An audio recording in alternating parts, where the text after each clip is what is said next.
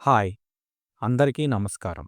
Welcome to Telugu 360 stories YouTube channel. ఈ కథను పూర్తి శ్రద్ధగా వినేవారికి జీవితంలోని కష్టాలు తొలగిపోతాయని, సంపదలు, శాంతి కలుగుతాయని పురాణాల్లో చెప్పబడింది. అందుకే శ్రద్ధగా, మనస్ఫూర్తిగా వినండి. ఈరోజు మనం విష్ణు పురాణం మరియు పద్మ పురాణంలోని ఒక అద్భుతమైన కథ గురించి మాట్లాడుకోబోతున్నాం. ఇది మీ మనసును ఆకట్టుకునేలా ఉంటుంది. మనం ఈరోజు పృథు మహారాజు గురించి తెలుసుకోబోతున్నాం. ఆయన పుట్టిన విధానం ఎంత ప్రత్యేకమైనదో, ఎంత అద్భుతమైనదో అది వర్ణించడానికే మాటలు సరిపడం. అలాగే ఇంద్రుడు అంతటి వాడే రాజు చేస్తున్న యజ్ఞాన్ని ఆపడానికి దొంగతనం చేశాడు. ఇది కేవలం ఒక సాధారణ సంఘటన కాదు. ఇది ఒక అద్భుతమైన దైవలీల. ముందుగా చిన్న విన్నపం. మీరు మా వీడియోలు చూస్తున్నా ఇంకా సబ్స్క్రైబ్ చేయడం లేదు. మరిన్ని రహస్యాలు, సాహసాలు, యోధుల కథలు తెలుసుకోవాలంటే మా ఛానల్ని సబ్స్క్రైబ్ చేయడం మర్చిపోకండి. ప్రపంచంలో ప్రతి జీవి తల్లి గర్భం ద్వారా పుడుతుంది. కానీ పురాణాల్లో చెప్పిన ఒక వ్యక్తి మాత్రం ఆ నియమాన్ని పాటించలేదు. అతనే పృథు మహారాజు. పృథువు అయోనిజుడు, అంటే స్త్రీ గర్భం నుండి జన్మించలేదు. పృథువు సాధారణ మనిషిలా కాదు. ఆయనలో కోరికల్లేవు, అహంకారం లేదు. ఇంద్రియాలపై పూర్తి నియంత్రణతో ధర్మం ఆధారంగా రాజ్యం నడిపిన మొదటి ఆదర్శ రాజు ఆయనే. పూర్వం వేన అనే ఒక మహారాజు ఉండేవాడు. ఆయన ధ్రువ మహారాజు వంశానికి చెందినవాడు. మనకు ధ్రువుడి కథ మనందరికీ తెలిసిందే కదా. ఆ ధ్రువుని వంశానికి చెందినవాడే ఈ వేన మహారాజు కూడా. శక్తివంతుడు, కాని క్రమంగా ధర్మ మార్గం నుంచి తప్పిపోయారు. రాజ్యాన్ని స్వేచ్ఛగా నడిపించాల్సిన వారు తన అహంకారంతో ప్రజల మీద అన్యాయం చేయడం మొదలుపెట్టారు.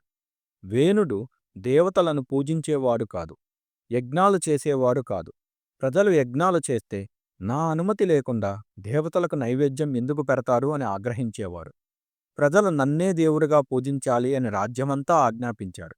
దాంతో యజ్ఞాలు ఆగిపోయాయి. దేవతల ఆరాధన ఆగిపోయింది. భూమి మీద కర్మలు నిలిచిపోయాయి. వర్షాలు కురవడం ఆగిపోయింది. ప్రజలు బాధపడుతూ ఋషులను ఆశ్రయించారు. ఋషులు ధర్మం కూలిపోతుంది, ఈ భూమి క్షీణిస్తుంది అని ఆవేదన చెందారు. తరువాత ఋషులు వేణుణ్ణి కలిసి పద్ధతి మార్చుకో అని చెప్పారు. కానీ ఆయన వినలేదు.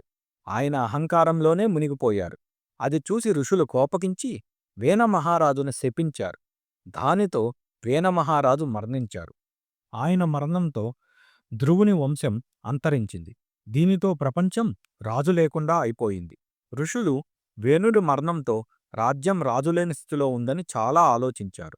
ధర్మాన్ని తిరిగి స్థాపించడానికి, ప్రజలకు మంచిని అందించడానికి ఒక రాజు కావాలి అని నిర్ణయించారు.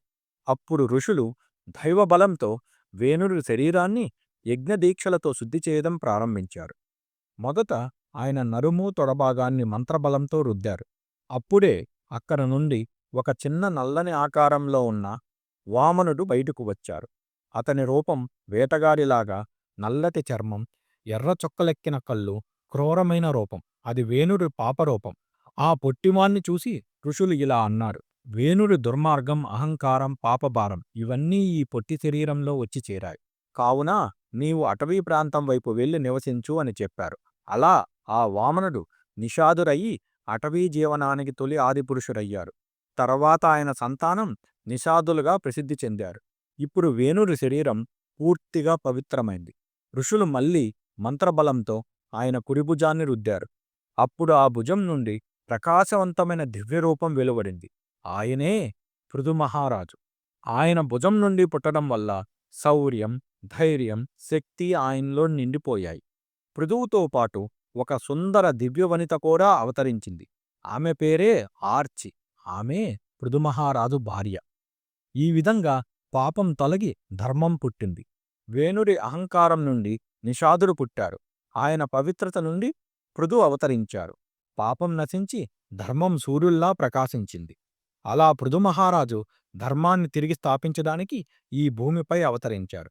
ఈ దివ్యజననం స్వయంగా ఒక యజ్ఞం లాంటిదని బ్రహ్మదేవుడు పేర్కొన్నారు.